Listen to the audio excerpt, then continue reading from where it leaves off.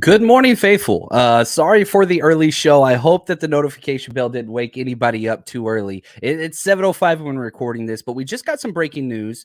Alex Mack has redone his deal, which is a very, very big deal because there's a lot telling from this. And I apologize again for going early. It's my son's graduation, high school graduation tomorrow. We got family coming in, so this is about the only time I could get this episode out today. So I wanted to jump in quickly and just go over kind of everything that this implies and means for the 49ers long term, because I think there's a lot of things. First and foremost, what happened? Alex Max redoes his deal, restructured it. And what are the ramifications of that? Okay, now this is coming from Phil Gates. I think he was the first one to report, at least the first that I saw. Alex Mack had basically a 2-year deal with some dead dates, dead years added on to it. Now, his salary was going to be $5 million this year. It dropped to $1.12 million this year. Next year was $3.35 million. That dropped to $1.165. So immediately for the 49ers, kind of what this does. Good morning, Katie. Good morning, everybody. This frees up $4 million in cap space for the 49ers this year. And David Lombardi reported that brings the total to $4.3 million cap space for the 49ers this year moving forward, which, again, breathing room is finally created. You get it kind of, if something happens, you're going to be just fine. The Debo deal restructure, I don't think that this affects it really at all, because I think Debo's number will actually, in fact, go down, his cap hit. But when we're looking at Alex Mack, and, Mike Garafolo of NFL Network, he was kind of one of the first ones to put this out. And it was my first impression as well. When teams redo these deals and restructure them this way after June 1st, usually that is a sign of retirement. And that's kind of the main thing that I'm taking away from this. Yeah, Jeremy, I see you there, Jeremy. He says, it seems like he is gone, unfortunately. I would agree with that assessment. I hope I'm wrong. And we tend to always lean on the positive side. Yes, there's still an opportunity, a chance that Alex Max returns. This restructuring of the deal would seem to suggest otherwise, because what he did is basically very similar to what Western Richburg did. Exact same day of the year, the second, a post June 1st cut, because as soon as you get into that post June 1st 6/1, you're allowed to spread the cap hit out over 2 years instead of 1 year. So, for example, if Alex Mack retired yesterday or 2 days ago, any dead money on that contract immediately comes off on this year, 2022 year. Anything after June 1st, so June 2nd today and beyond, you're allowed to spread that out over 2 years. And that seems to be what's coming into play here. So it does seem like Alex Mack is going to retire. 13 plus years in the NFL as an old lineman, and that's tough. And, all decade player, incredible. It's not early morning for everybody. Shout out to Niner guy. He says, good morning from Okinawa. Finally, good evening, he says. It's night over there. So finally get to catch a live show. And yeah, it's an early show, but I think it's important because we went into free agency. We went into the draft. We went into OTAs. Who's going to be the center for the 49ers? Alex Mack was always teetering. It seems like he's kind of finally shown his hand. Alex Mack is probably going to be retired. I'd say probably 95% sure that's going to be the case. I thought he was coming back. I was wrong. I have no problem saying I'm wrong. I'm wrong a lot. And the main reason why I thought was because he didn't tip his hand and the 49ers didn't draft a center. They didn't sign a center. Now they do have just over $4 million. Could they work a deal out with J.C. Tretter? I don't know. I think he'd cost a little more than that unless you were going to bring him in for multiple years. I think J.C. Tretter's kind of deal is going to come around to about $7 million per year, $6 to $7 million. So who knows? Maybe you do a 2-year deal. But if the 49ers knew this was going to happen, why wouldn't you do that already so he could be getting work, with the current group? Now, on the roster, what does this mean? Who is somebody that would be stepping into center? I think it's Daniel Brunskill. The 49ers draft with Nick Zakiel, with Spencer Burford, with Aaron Banks last year, with Jalen Moore last year. You have all these guards that are competing for those spots. And I think Daniel Brunskill is going to be sliding to center. Now you have Jake Brindle there, and I think that's something that's important as well. But I don't consider him a starting play. I think that he's a backup kind of contingency plan option at the center position.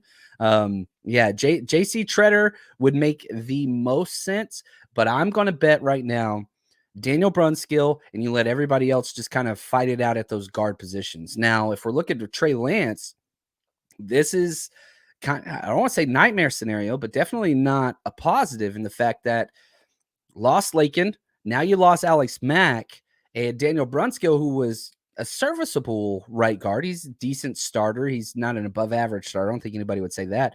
Now, with him sliding into center, you have three new parts on the interior of that offensive line. Will Mike McGlinchey be coming back?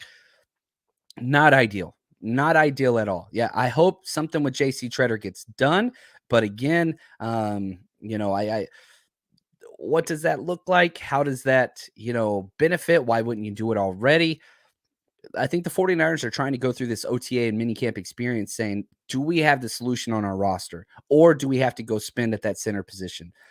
It's kind of hard to tell that whenever you're not going full pads, and they don't do that in OTAs. Yeah, you get a lot of one-on-one work, but it's not the same thing. You get some 11-on-11 work, but again, there's no pads. It's not the same thing.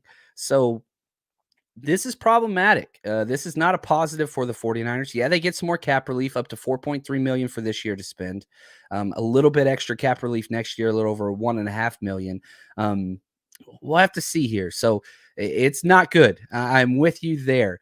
But I think that the 49ers' entire plan this entire year was, let's get a bunch of young guards, allow them to compete, move Brunskill into center, Jake Brindle backing up. And if he proves he can't do it, then yeah, I think that's time to bring in somebody else. JC Treader just makes too much sense, but the money, that's the issue. I think they're going to see the good news I will say about JC Treader.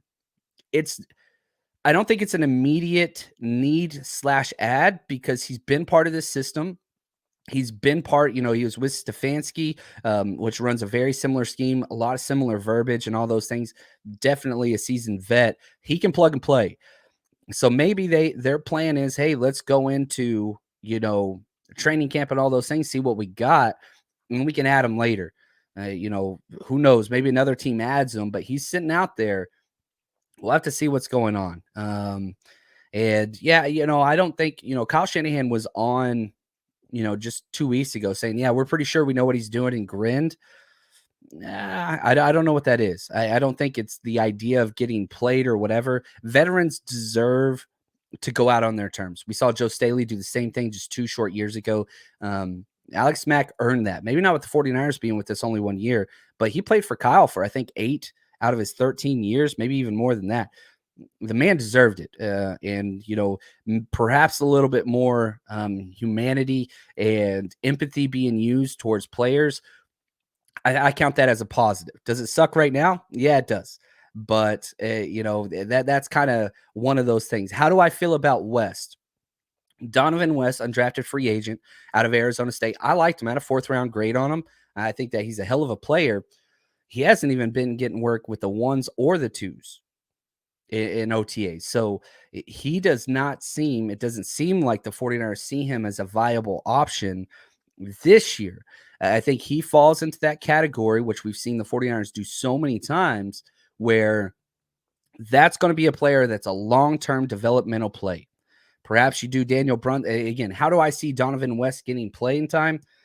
He sits on the practice squad all year. Daniel Brunskill or JC Treader or, fill in the blank, works at center all year. And then next year, very similar to what Aaron Banks is doing now, he gets to fight for that position. I think that's best case for Donovan West. I know a lot of people were really, really high on him. Again, I had a 4th-round grade on him. I would have no problem with him competing, but you have to look at the information that the 49ers are giving us. He's not getting snaps with the 1s or 2s. So if that's the case, I mean, what are you going to do with that? Perhaps he can earn his way up there, but it doesn't seem to be in the fold currently. And the 49ers don't seem to be acting with any type of oh man, panic or whatever. They seem kind of fine with what they got. And so we'll have to see what's going on there. And I do not see Donovan West as a potential option this year. I just don't see it. I could be wrong. I was wrong about Mack retiring, which it looks like he is going to do. Coach Cruz says Kyle and John knew this was coming. Yeah, 100%. They are either happy with what they have or they are already talking about their backup plan. I think that's, again, it seemed like their whole idea was bolster the guard positions with incredible fighting, whatever, and then slide Brunskill in. It just seems to be that's what they are. And yeah, Kali says, yeah, Kyle doesn't trust rookies right away. He does not. I'm working with my designer on, a t-shirt that it's solid red and it's got like my logo on the front and on the back. It says the 49ers drafted me and all I got was this red shirt. Because again, we rest our rookies. The 49ers, they plant and learn. And, last year, the only rookie that really started was Elijah Mitchell. And that was because there were so many injuries right off the bat. The plan never was for him to start. Talanoa took over some reps late. And even if you look at last year's draft class, only 2 of those rookies are potentially starting this year. Well, actually 3, because you got Talanoa Hufanga, you got Trey Lance, you got Aaron Banks. And so and Elijah Mitchell. So 4 total. But the 49ers do not want to trust rookies. It's not what they believe in. It's not their MO. I know some teams want to plug and play, but Kyle Shanahan values experience. Kyle Shanahan values football IQ, and he has no problem sitting a guy and waiting. Look at Ambry Thomas. I mean, the fact that they went with Dre Kirkpatrick and Josh Norman before Ambry Thomas got in there, I think it's just a testament to what this team believes and values. They see themselves, the first year Kyle and John showed up, Trent Taylor was starting, Kendrick Bourne was getting so much play. They were just plugging guys in, trying to fill a roster. This is not that team. This team is a competitor. And so because of that, they only want guys that they know can trust and get in there. So we'll have to see there. So again, the big takeaway here is going to be a short show. The big takeaway is Alex Mack restructured his deal. Looks like an impending retirement. And I just say freaking awesome. I'm glad that we got him for 1 year. He was great. So we'll have to see what takes place next. And I'll keep you guys abreast of the situation. If anything happens, we'll jump on here, go live. Probably with my cell phone, though. Again, as it's graduation weekend for my oldest son, which I'm excited. Heck yes. But until then, stay strong, faithful.